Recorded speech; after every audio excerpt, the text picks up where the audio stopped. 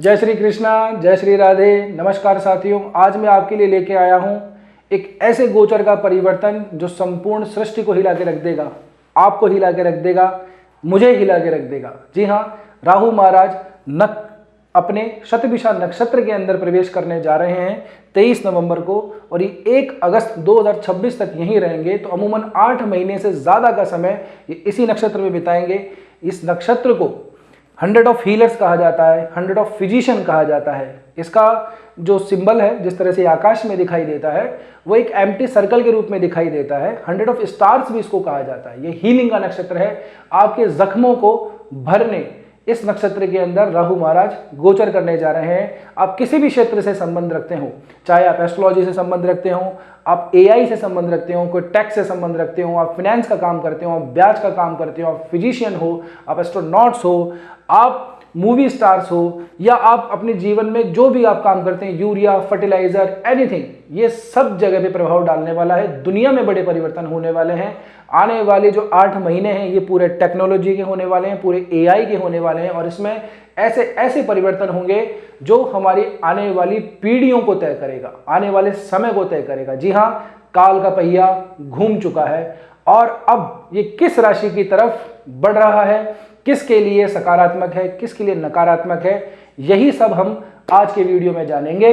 Video को आखिर तक आप लोगों को जरूर देखना है, क्योंकि सबसे आखिर में मैं आपको बताऊंगा कि कैसे आप हमारे द्वारा आपकी कुंडली का फ्री एनालिसिस करवा सकते हैं। वीडियो को आखिर तक जरूर देखिएगा। वृश्चिक राशि वालों के लिए राहु महाराज शतभिषा नक्षत्र में आपके चौथे भाव के अंदर गोचर कर रहे हैं। अब 8 महीने से ज्यादा का समय इसी नक्षत्र का रहने वाला है।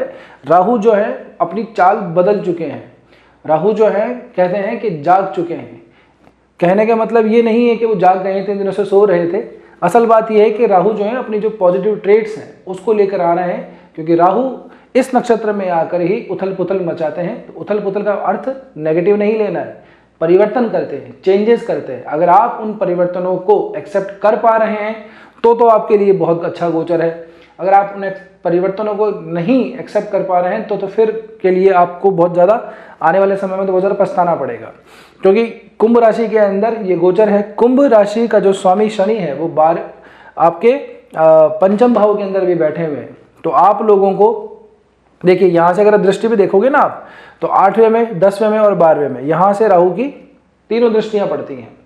तो आप लोगों के लिए तो ये समय जितना ज़्यादा हो सके अपनी स्किल से पैसा कमाने का है, अपने आप को अपग्रेड करने का समय है। आप जितना ज़्यादा समय के अनुसार चलेंगे, अपने आप को अपग्रेड करेंगे, अपने काम के अंदर जितना ज़्यादा आप इनोवेशन लेकर आएंगे, उतना ही आपका भाग्य जो है वो चमकने वाला है, क्योंकि राहु की दृष्टि यहाँ पर आपके भाग्य भाव पे भी पड़ती है। देखिए, ये शतभिषा जो नक्षत्र है ना, इसको हम हीलिंग का नक्षत्र कहते हैं। 100 ऑफ हीलर्स, 100 ऑफ फिजिशियंस, ये बहुत बहुत बहुत प्यारा नक्षत्र है। दुनिया में जब भी कोई बड़े परिवर्तन आते हैं तकनीक को लेकर के, और ये आज के नहीं, जब से मानव सभ्यता चल रही है, तो दुनिया में जब भी परिवर्तन आए हैं उसके अंदर शतभिषा नक्षत्र का जो गोचर है वो बहुत ज़्यादा इंपॉर्टेंट माना गया है। और अमूमन राहु भी जो है अपने इस नक्षत्र के अंदर 10 साल के बाद में आते हैं। और बाकी ग्रहों का जो अलाइनमेंट देखें तो इस तरह की स्थिति बनी थी हमारे पास 1951 में, यानी कि 77-78 साल पहले इस तरह की स्थिति हमारे पास में बनी थी। 75 साल पहले, क्षमा कीजिएगा, 75 ईयर पहले इस तरह की स्थिति बनी थी। तो इंडिया के अंदर हम देखते हैं कि 47 में आज़ाद हुए, उसके बाद में बहुत सारी चीज़ें हुई, बहुत सारी चीज़ों को हमने अडेप्ट किया, इलेक्शंस हुए, पहली इलेक्टेड गवर्नमेंट हमारे यहाँ पे बनी, बहुत सारी चीज़ें हुई हमारे यहाँ पे। तो इस समय पे भी क्या है कि पूरी दुनिया के अंदर ही परिवर्तन का समय है। परिवर्तन कैसा? क्योंकि हमें अभी दिख रहा है कि वैसे भी तकनीक का, नवाचार का, उसका नक्षत्र है। एआई का टाइम चल रहा है। आने वाले 8-9 महीने पूरी तरह से बदलने वाले हैं। आपका काम पूरी तरह से बदलने वाला है। हमारे जीवन के अंदर इतना इन्फ्लुएंस होने वाला है इस एआई का, और इसको जो है कंफर्म कर रहा है ये राहु का शतभिषा नक्षत्र।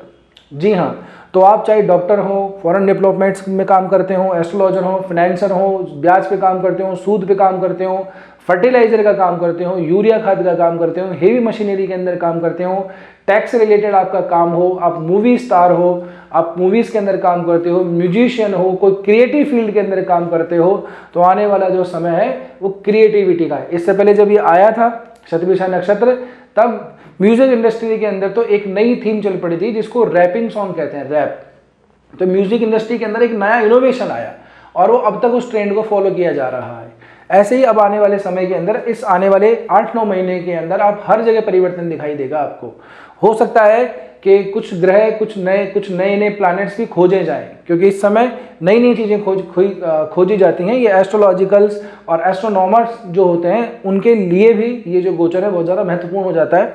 आप लोग अगर साइंस फील्ड में है, रिसर्च फील्ड के अंदर हैं, क्योंकि 8वें भाव के ऊपर दृष्टि पड़ती है राहु की यहाँ पे आपके, तो अपने ज्ञान को, अपने रिसर्च को बहुत ज़्यादा आपको डीप करने की ज़रूरत है, बहुत ज़्यादा खोलने की ज़रूरत है। अपनी जो विज़न है उसको पिन पॉइंट फ्यूचरिस्टिक आप बना के रखिए और आने वाले समय को देखिए कि कैसे जो है आप उसके साथ में तालमेल बिठा सकते हैं, कैसे आप समय के से 2 कदम आगे बढ़ के चल सकते हैं। क्योंकि आपकी जो नॉलेज है वही आपको फल देगी, आपका जो ज्ञान है वही आपको फल देगा। आप अपने अंदर अपग्रेड करेंगे, आपकी नॉलेज, आपकी स्किल बढ़ेगी और यही जो है आप लोगों को प्रॉफिट देके जाएगा। क्योंकि शनि की 7वीं दृष्टि आपके प्रॉफिट हाउस पे पड़ती है, आपके व्यापार पे पड़ती है और साथ ही साथ आपके धन भाव पे भी पड़ रही है। तो इन सारे कॉम्बिनेशन को अगर आप देखेंगे तो आपकी वेल्थ, आपका फिनेंस, आपकी स्किल, आपका प्रॉफिट, आपके ट्रैवल, ये तमाम जो चीज़ें हैं वो इस शतभिषा नक्षत्र से प्रभावित होने जा रही हैं। तो आप लोगों को बिल्कुल अलर्ट हो जाना चाहिए, वृश्चिक राशि वालों को तो स्पेशली। क्योंकि देखिए शनि जो है वो वैसे भी मीन राशि के अंदर है, जलीय तत्व की राशि है, वृश्चिक राशि भी जल तत्व की राशि ही है। तो यहाँ से भी जो है आप लोगों को ज़्यादा समस्या नहीं आएगी। समस्या जब आती है जब लाभ देने वाला एक गोचर जो है वो अग्नि तत्व या विपरीत राशि के अंदर हो, दूसरा जल तत्व की राशि में हो, तब समस्याएं आती हैं। आदमी को कॉन्फ्लिक्ट आ जाते हैं दिमाग के अंदर, वो डिसीजन नहीं ले पाता कि इधर जाना है कि उधर जाना है। आप लोगों के लिए समय बिल्कुल क्रिस्टल क्लियर है। ये राशि वायु तत्व की राशि है, वरुण इसके देवता बनते हैं और दुर्गा माता, काल भैरव की आराधना भी अगर आप पीड़ित हैं राहु वगैरह से तो भी इस समय पे की जाती है। तो आप अगर पीड़ित हैं, तो आपकी पत्रिका के अंदर कोई समस्या है, राहु के अंदर गलत भाव के अंदर बैठे या आप महादशा, अंतरदशा या प्रत्यंतर दशा भी आपकी राहु की चल रही है, तब तो आप लोगों के लिए ये बहुत ज़्यादा इंपॉर्टेंट हो जाता है ये गोचर। तो इसको हल्के में बिल्कुल नहीं लेना है, इसका यूज़ करना है, इसको बेनिफिट उठाने हैं जितने आप उठा सकते हैं। बस अपनी चीज़ों को, अपने आप को, अपनी पर्सनैलिटी को, अपने आसपास के लोगों को में चेंजेस लाइए। जितने आप इनोवेटिव होंगे उतना ही आप लोगों के लिए ये गोचर बेनिफिशियल होगा।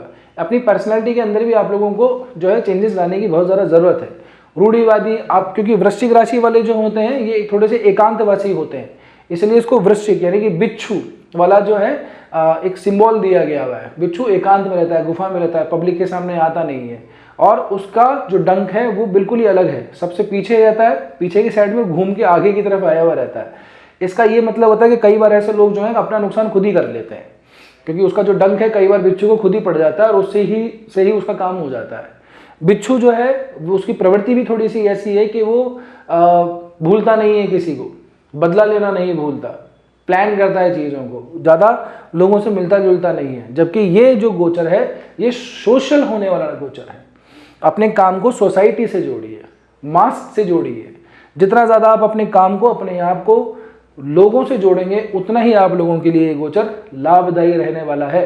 तो कंफ्यूज होने की ज़रूरत नहीं है, आप लोगों को बस स्केल करते जाना है, एक्सप्लोर करते जाना है और आप देखिए आने वाले 8 महीने के अंदर आपकी स्थिति कहाँ से कहाँ पहुँच जाएगी।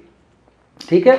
और इस नक्षत्र के लिए एक चीज़ है, जो अगर कोई प्रॉब्लम है किसी को तो किसी अच्छे एस्ट्रोलॉजर से कंसल्ट करके एक रत्न आता है, इसको हम गोमेद कहते हैं, वो गोमेद आप धारण कर सकते हैं। इसको अभिमंत्रित करके और फिर धारण कीजिएगा।